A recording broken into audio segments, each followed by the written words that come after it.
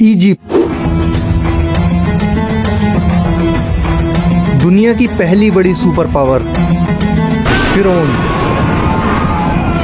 इसी इजिप्ट के बारे में आप सल्लल्लाहु अलैहि वसल्लम ने अपनी वफात से पहले क्लियरली बता दिया था कि तुम मुसलमान एक दिन इजिप्ट को जरूर फतह करोगे, लेकिन याद रखना जब तुम इजिप्ट को फतह करो तो तुम वहाँ के आम लोगों के साथ नेकी से पेश आना, क्योंकि वो तुम्हारे रिश्तेदार हैं।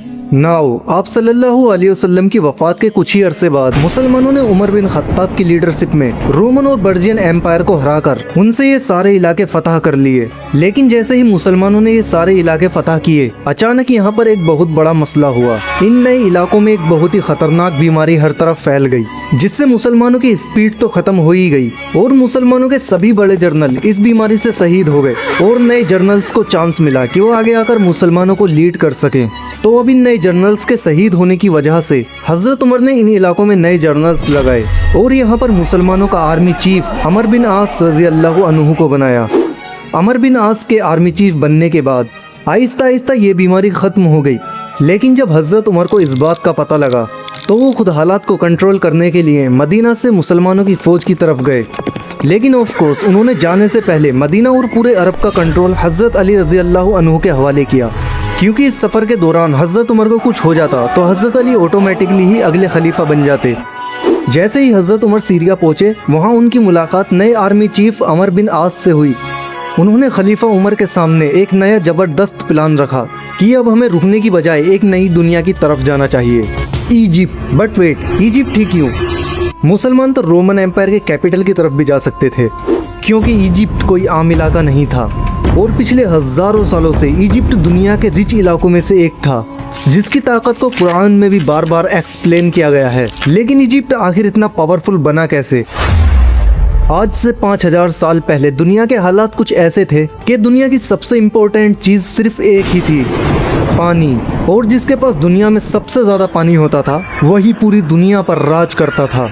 एंड ऑफ कोर्स उस जमाने से लेकर आज तक दुनिया की सबसे बड़ी रिवर इजिप्ट में ही थी, नाइल रिवर। और आहिस्ता आहिस्ता इसी दरिया के पानी की ताकत की वजह से पूरी दुनिया से लोग इजिप्ट में आकर आबाद होने लगे, जिसकी वजह से इजिप्ट दुनिया का सबसे ताकतवर इलाका बना और यहाँ के लोग दुनिया के सबसे रिच लोग बने। जिसके बाद इन्हीं लोगों में से एक आदमी खड़ा हुआ, किंग नार्मर, जिसने पूरे इजिप्ट को यूनाइट करके यहाँ पर दुनिया की सबसे पहली बादशाहत बनाई।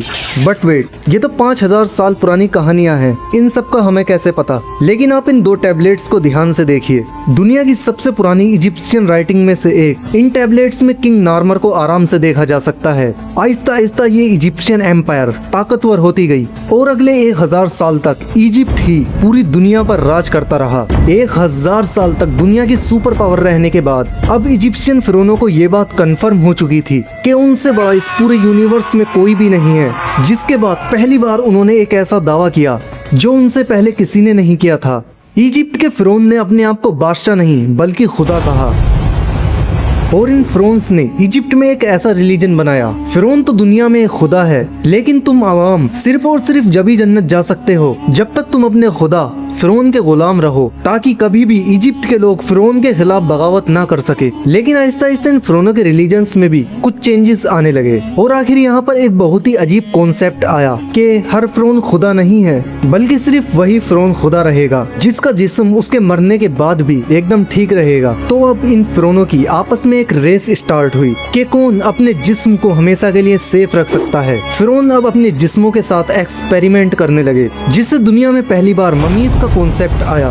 तो जैसे ही अब कोई फिरौन मरता था, उस जमाने के सर्जन उस फिरौन के जिस्म से सारा खून निकाल लेते थे और फिर उस फिरौन की नाक में एक हुक डालकर उस फिरौन के दिमाग को ही नाक से बाहर खींच लेते थे। जिसके बाद उसके जिस्म से सारे ऑर्गन्स निकाल लिए जाते थे, लेकिन सिर्फ दिल को ही सेफली एक जार में रख दिया जाता था। जिसके बाद इस फिरौन के जिस्म को बहुत ही सेफली 40 दिन के लिए पानी में रख दिया जाता था और इस पानी में बहुत ही स्पेशल नमक ऐड किया जाता था। 40 दिन के बाद फिरौन को निकालकर उसके जिस्म को रेत से भर दिया जाता था ताकि वो हमेशा के लिए अपनी सही शेप में रहे। इसके बाद फिरौन के जिस्म पर हनी और तेल लगाकर हमेशा के लिए व्हाइट पट्टियां बांध दी जाती थी और फिर उसे बहुत ही महंगे ताबूत में बंद कर दिया जाता था। इस ताबूत में फिरौन के साथ साथ खाने पीने की चीजें, बहुत सारा सोना और मोस्ट इम्पोर्टेंट उसका दिल उसके साथ दफना दिया जाता था। आहिस्ता आहिस्ता मरने के बाद हर फिरौन अपनी मम्मी बनाने लगा। ये बिल्कुल एक आम सी बात बन गई। तो अब मरने के बाद खुदा बनने की ये रेस ममीज से भी आगे निकल गई। अब आने वाले नए फिरौन्स सिर्फ ममीज ही नहीं, अपनी ममीज के ऊपर बड़ी बड़ी बिल्डिंग्स बनाने लगे। जो पहले तो सिर्फ नॉर्मल बिल्डिंग्स और टेम्पल्स ही थे, लेकिन आहिस्ता आहिस्ता ये बिल्डिंग्स बड़ी होती गईं और इस तरह दुनिया में पहली बार पिरामिड्स का कॉन्सेप्ट आया। तो अब जो भी फिरौन मरता था वो अपनी मम्मी पर एक से एक बड़ा पिरामिड्स बनाने लगे और हर फिरौन ये चाहता था कि उसका पिरामिड पिछले वाले फिरौन से बड़ा पिरामिड्स बने। आहिस्ता आहिस्ता ये पिरामिड्स इतने बड़े हो गए कि आखिर एक फिरौन खुफू ने आज से 4500 साल पहले दुनिया का सबसे बड़ा पिरामिड्स बनाया, the great pyramids of Giza. जब ये पिरामिड बनाया गया उस जमाने में ये दुनिया की सबसे बड़ी बिल्डिंग्स थी और अगले 3500 साल तक दुनिया की सबसे बड़ी बिल्डिंग्स का टाइटल इसी पिरामिड के पास था। आखिर 3500 साल बाद दुनिया की सबसे बड़ी बिल्डिंग का टाइटल इस पिरामिड से छिन गया और ये रिकॉर्ड लंदन की इस चर्च ने तोड़ दिया। लेकिन ये चर्च भी ज्यादा अरसा अपनी जगह पर खड़ा नहीं रह सका और इसके गिरते ही पिरामिड दुनिया की सबसे बड़ी बिल्डिंग दोबारा से बनी। यू नो, आज दुनिया की सबसे बड़ी बिल्डिंग बुर्ज खलीफा है। बट वेट, बुर्ज खलीफा जैसी 12 बिल्डिंग्स का वजन मिला लिया जाए तो भी वह वजन में the great pyramid of Giza का मुकाबला नहीं कर सकती। नाउ, सारे फिरौन बड़े बड़े पिरामिड्स तो बना ही रहे थे, लेकिन पिरामिड्स को बनाते वक्त उन्हें इस बात का बिल्कुल भी पता नहीं चला कि इन पिरामिड्स को बनाने के लिए बहुत ज्यादा पैसा खर्च होता था। इसीलिए ये पिरामिड्स आज दुनिया का सबसे बड़ा पिरामिड है और इस पिरामिड के बाद आने वाले नए पिरामिड्स का साइज आहिस्ता आहिस्ता छोटा होता गया और सिर्फ पिरामिड्स ही नहीं, धीरे धीरे पूरे इजिप्ट की इकोनॉमी भी इन पिरामिड्स की वजह से कमजोर होने लगी। हजारों सालों में पहली बार ऐसा लग रहा था कि इजिप्ट अपनी सुपर पावर होने का टाइटल खो देगा।